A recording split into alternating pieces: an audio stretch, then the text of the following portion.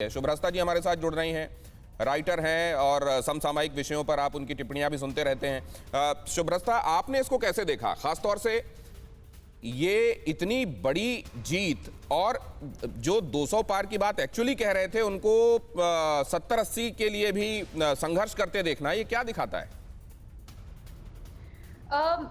पहली चीज तो ये दिखाता है कि ममता बनर्जी की जो राजनीति है वो ना केवल ग्राउंड की राजनीति है, बल्कि वो एक ऐसी राजनीति है जो आज के परिप्रेक्ष्य में बहुत महत्वपूर्ण है। एक महिला नेत्री होने के नाते उन्होंने जिस तरीके से विपक्ष का एक सॉलिड चेहरा सामने रखा गवर्नेंस मॉडल के साथ, वो काबिले तारीफ है, इसमें कोई दो राय नहीं है। मैं विचारधारात्मक रूप से कई मुद्दों पर टीएमसी के प्रवक्ताओं के साथ, टीएमसी के साथ भिड़ती हूं, लेकिन इस मामले में जहां बधाई बनती है वहां बधाई देनी चाहिए। ममता बनर्जी को शुभकामनाएं, मेरी यही उम्मीद है। आपने कहा कि वो जमीनी स्तर की नेता है, क्या मतलब बाकी हवा में थे क्या, ये भी मैं जानना चाहूंगा। लेकिन रवि श्रीवास्तव हमारे साथ जुड़ गए हैं। रवि श्रीवास्तव राजनीतिक विश्लेषक हैं। रवि श्रीवास्तव जी, ये जीत और इसके बाद आगे अब पॉलिटिक्स किधर जाती दिखाई दे रही है, इसके मायने सिर्फ वेस्ट बंगाल के लिए देखते हैं आप, या यहां से कुछ नेशनल पॉलिटिक्स के लिए भी चीजें निकल रही हैं? दिनेश जी, आपने जो अपना पहले एक सबमिशन किया था, मैं समझता हूं शायद उसमें ये एक एडिशन होगा कि ये जो इस समय बंगाल में हुआ है, ये एक बड़ी स्ट्रेटेजी का मुझे एक हिस्सा नजर आता है।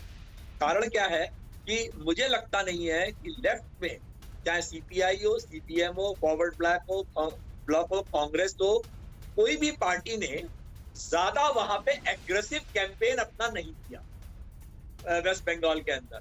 और नतीजा ये निकला कि ये लड़ाई सिर्फ दो तरफा होके रह गई कि भाजपा या ममता दीदी। और नतीजा ये है कि आज आप देख रहे हैं कि ममता दीदी 220 सीटें लेकर के कितना आगे आ गई। पर ये एक लार्जर गेम प्लान लगता है मुझे कि अब विपक्ष ये सोच रहा है कि भाजपा एक फॉर्मिडेबल अपोनेंट है और उसको अकेले किसी पार्टी को हरा पाना संभव नहीं होगा। तो हर जगह पे ताकत को एक साथ जोड़ दिया जाए और फिर देखा जाए कि क्या होता है। हालांकि भाजपा ने कोई बहुत कुछ खोया नहीं है, वो एक 3 सीटों से उठ के 74 सीटों तक पहुंचे। हालांकि इसके लिए वो 2 साल से वेस्ट बंगाल में कैलाश विजयवर्गीय को बिठा के पोलराइज कर रहे थे। श्रीवास्तव जी, आपको माफ कीजिए, रोक रहा हूं मैं। फिक्र आपकी, सोमवार से शुक्रवार रात 9 बजे सिर्फ TV9 भारतवर्ष पर।